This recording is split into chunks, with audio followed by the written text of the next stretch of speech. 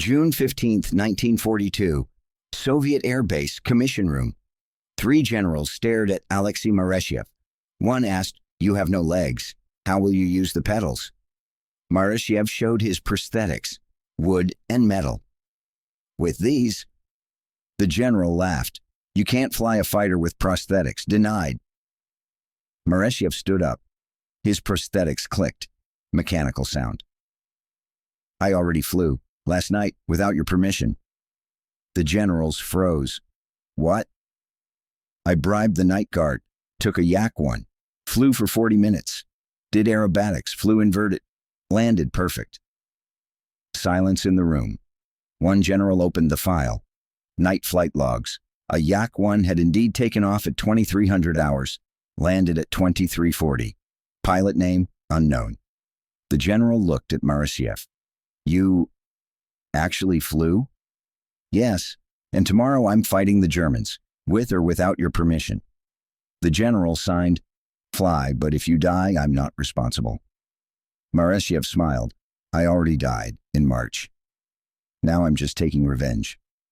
If you enjoy these stories about humans who shattered physical limits, who achieved the impossible through sheer willpower, please like this video and subscribe to our channel. Every day, we share history's most extraordinary stories of survival, courage, and human determination. Now, let's begin the incredible story of Aleksey Maresyev, the fighter pilot who flew without legs. Morning, 9:15. Soviet Air Base alarm sounded. German bombers approaching. Young pilot Aleksey Maresyev, 26 years old, ran to his Yakovlev Yak-1 fighter. Mission simple. Stop German Junkers Ju-88 bombers. 9:30, Maresyev took off. 6 Yak-1s formed up. At 4,000 meters altitude, they spotted the German formation. 5 Ju-88s, heavy loaded, with bombs. Target: Stalingrad factories. Maresyev was behind the lead aircraft. Radio: "Fire, fire!" Maresyev pressed the trigger. Shka's machine guns blazed. 1 Ju-88 caught fire. Fell. He locked onto the second Ju-88. Fired. Hit again. The third Ju-88 tried to turn. Maresyev followed. Fired. Click. Out of ammunition. Maresyev didn't panic. Radio: "Out of ammo. Returning to base." Commander responded. "Confirmed. Return." But then Maresyev saw something. The third Ju-88 had separated from formation, descending, straight toward Stalingrad. Bomb load still intact. If it dropped those bombs, the factories would be destroyed. And the factories were producing T-34 tanks, Stalingrad's lifeline. Maresyev made a decision. Radio: "Out of ammo, but mission not complete. Executing Taran." Commander shocked. "No, that's suicide. Return." Maresyev didn't respond. Shut off the radio. Throttle forward. The Yak-1 accelerated to 500 kilometers per hour, straight toward the Ju-88. German pilot Franz Weber saw the Soviet aircraft in his mirror. Propeller coming directly at him. Panic, tried to climb. Too late. 0947 impact. Maresyev's Yak-1 propeller struck the Ju-88's tail section. Screeching metal. Vibration. Both aircraft lost control. The Ju-88's tail broke off. The plane began spinning. Death spiral. Maresyev's Yak-1 engine failure. Propeller shattered. Falling. Maresyev tried to open the parachute. Parachute hatch jammed. From the impact shock. 9:48. Yak-1 crashed into snow-covered forest. 350 kilometers per hour. The impact was severe. Maresyev opened his eyes. Pain. Unbearable pain. Coming from his legs. He looked down. Left leg broken at knee level. Bone protruding through skin. Right leg, ankle crushed. Aircraft wreckage burning 200 meters away. Surroundings silent. Only snow and trees. Maresyev assessed the situation. Position: 15 kilometers behind German lines. Injuries: both legs broken, compound fractures. Equipment: pistol, 8 rounds, water bottle, half full, survival kit, matches, knife, compass. Weather: minus 12 degrees Celsius. Soviet lines: 150 kilometers west. The math was clear: he would die. But Aleksey Maresyev never even considered giving up. He tried to stand. Pain unbearable, fell, tried again. Fell again, tried 18 times, fell 18 times. Finally understood he couldn't walk, but he could crawl. Day 1, March 20th, 1942. Maresyev began crawling, using his arms to dig through snow, pulling his body forward. Progress 2 kilometers. Night, slept at the base of a tree. Body temperature dropped to critical levels. Day 3, March 22nd. His legs began swelling. Infection. Gangrene starting. But Maresyev didn't stop. Progress. Total 8 kilometers. Day 5, March 24th. His left leg had turned black. Gangrene advanced. Smell unbearable. Maresyev pulled out the knife from survival kit. Maybe he should amputate, but how? No anesthetic, no surgical knowledge. He gave up on that, kept crawling. Day 10, March 29th. He could no longer feel his legs, completely numb. Progress. Total 35 kilometers. Water gone. He ate snow, but it lowered body temperature further. Day 15, April 3rd. Maresyev stopped counting days, just crawled. Autopilot. Hallucinations began. He saw his mother. Aleksey, come home. You're tired. Mother. Just a little more, just a little more. Morning. Maresyev saw a village, small, few houses. Crawled to the village entrance. A woman saw him, screamed. Villagers gathered. Maresyev unconscious. They carried him. Took him to a house, looked at his legs. Gangrene, advanced stage, smelling black, rotting tissue. One villager made the decision. Nearest Soviet hospital, 40 kilometers. We have no car, but we have a horse. I'll take him. Maresyev was transported 8 hours by horse cart on rough roads in agony. Morning of April 7th, he arrived at Soviet military hospital. Dr. Yuri Volkov examined the legs. Decision: emergency amputation. Both legs cut at the knee. Maresyev, on the operating table, asked the doctor, "If my legs are gone, can I fly again?" Dr. Volkov laughed sadly. "Fly? Aleksey, you won't be able to walk. With prosthetics, maybe you'll move a little. But flying? Impossible." Maresyev closed his eyes. "Then make prosthetics, the best ones, because in 3 months, I'll be back in a cockpit." Dr. Volkov thought he was delusional, but didn't argue. "Okay, Aleksey, keep your dreams." Surgery lasted 4 hours. Both legs amputated at the knee. Maresyev stayed in hospital for 2 weeks, then transferred to rehabilitation center. Prosthetics were made, wood and metal. 1942 Soviet technology, primitive but functional. Early May, Maresyev stood for the first time with prosthetics. Pain unbearable. Prosthetics rubbing against leg stumps, opening wounds. He fell. Tried again. Fell again. Fell 47 times. On the 47th attempt, took 3 steps. Rehabilitation specialist amazed. "Aleksey, this extraordinary, but let's be realistic. Walking is one thing. Flying is another. Pedal control, balance, G-force, impossible with prosthetics." Maresyev, impossible just means you haven't tried yet. End of May, Maresyev could walk. Limping, but walking. Early June, tried running, fell, but didn't give up. Mid-June, found a Yak-1 simulator. Entered without permission. Pressed pedals with prosthetic legs. Pain, but succeeded. That night, he made a plan. Would apply to the commission. Request to return to active duty. Morning, 9 o'clock, 3 generals sat on the commission. General Petrov, Chairman, Air Force Medical Committee. General Sokolov, Operations. General Antonov, Personnel. Maresyev entered the room. Walked with his prosthetics. Each step, mechanical clicking sound. General Petrov, Captain Maresyev, your request. Return to active flight duty, correct? Yes, Comrade General. You have no legs. How will you use the pedals? Maresyev showed his prosthetics. With these, Petrov laughed. You can't fly a fighter with prosthetics. Pedal sensitivity, G-force resistance, emergency procedures, impossible. Sokolov added, Maresyev, you're a hero. You did Taran, but your service is over. You can be an instructor, but you can't fly. Maresyev listened quietly. Antonov closed the file. Denied. For medical reasons, active flight duty cannot be assigned. Maresyev stood up. His prosthetics clicked. Mechanical sound echoing in the room.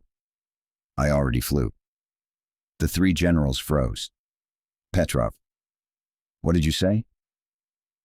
Last night, I bribed the night guard with 200 rubles.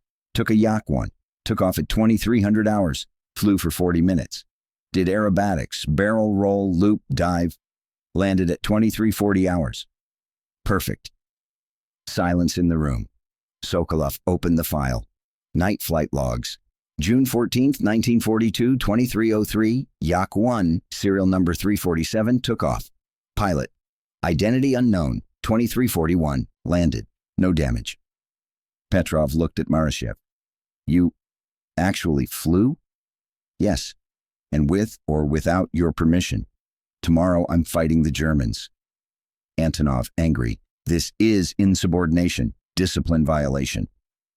Maresyev, yes, punish me, but first give me a Yak 1, let me show you. Petrov thought, then pulled out a pen, signed. Fine. Test flight. Tomorrow 10 o'clock. If you fail, your career is over. If you succeed, we'll see. Maresyev smiled. Comrade General, I already died. In March. Now I'm just taking revenge. Morning 10 o'clock. Air base crowded. They'd heard the news. Legless pilot will fly. 200 soldiers, pilots, mechanics gathered. Bets placed it can't fly. Will crash. Can't land. Maresyev walked to the Yak 1. Prosthetics clicked. Each step, pain, but smile on his face, climbed into cockpit. Normally climbed using leg strength. Maresyev used his arms. Got in. Safety belt. Prosthetics rested on pedals. Engine started. Shvetsov M105 engine roared. 10:15. Yak 1 rolled onto runway. General Petrov in tower. Radio. Maresyev, last chance, you can abort. Maresyev. No abort, General. Only victory. Throttle forward. Yak 1 accelerated. 80 kilometers per hour and 120 kilometers per hour in India. 180 kilometers per hour, nose lifted. 10:17, airborne. Crowd silent. Then, applause erupted. Maresyev climbed to 1,000 meters. Radio. Level flight test. Flew straight. Stable. Turn test. Turn left, turn right, precisely between today. Aerobatics murder. Barrel roll, inverted. 360 degrees, perfect.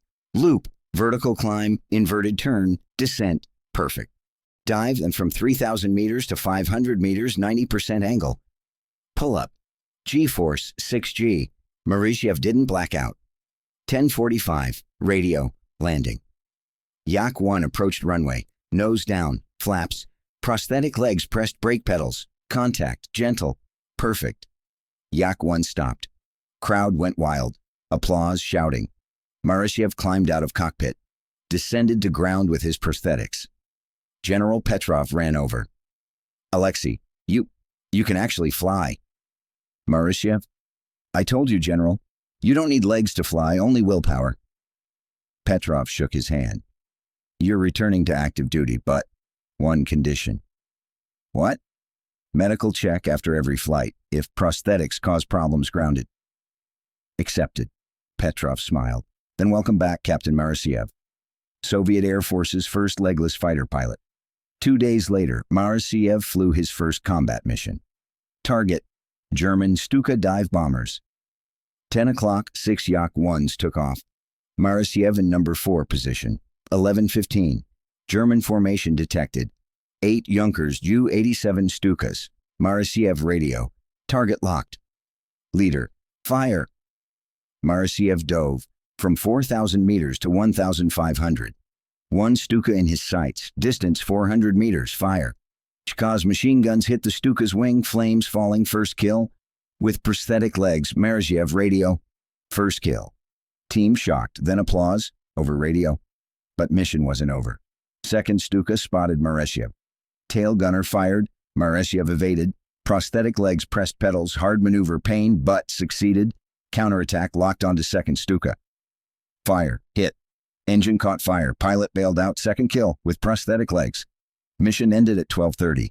All Yak-1s returned. No losses. Maresyev landed. Removed his prosthetics. Leg stumps covered in blood. Prosthetics had open wounds. Doctor bandaged. Aleksey, this is unsustainable. Every flight will open wounds. Maresyev, then make better prosthetics. There aren't better ones. You're already using the best we have. Then I'll get used to it. And he did. August 1942.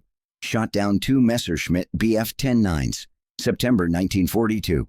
1 Focke-Wulf Fu-19-0. October 1942. 1 Heinkel He-111. November 1942. Battle of Stalingrad. 2 Stukas. December 1942. 1 Bf-109. January 1943. 1 FW-190. February 1943. 1 U-88. March 1943. 1 Bf-109. April 1943. 1 FW-190. Total, 11 kills. With prosthetic legs. German pilots had heard the legend, Legless Soviet pilot. Some didn't believe it. Some feared it. August 1943, Battle of Kursk. German Hauptmann Werner Klein encountered Maresyev. Dogfight. 10 minutes. Klein was experienced. 34 kills. But Maresyev won. Klein bailed out. Captured. During interrogation, Klein asked, "That pilot, does he really have no legs?" Soviet officer, "Yes, he flies with prosthetics." Klein shook his head. "Incredible. Our pilots get grounded for minor injuries. That man has no legs, but beat me." "How?" Answer, "Because he's not just flying. He's fighting. And to fight, you don't need legs. You need spirit." August 15, 1943, Kremlin. Aleksey Maresyev stood before Stalin. Stalin pinned the Gold Star medal. "Comrade Maresyev, you are the pride of the Soviet people. Without legs, you shot down 11 fascist aircraft. This is one of history's greatest acts of heroism."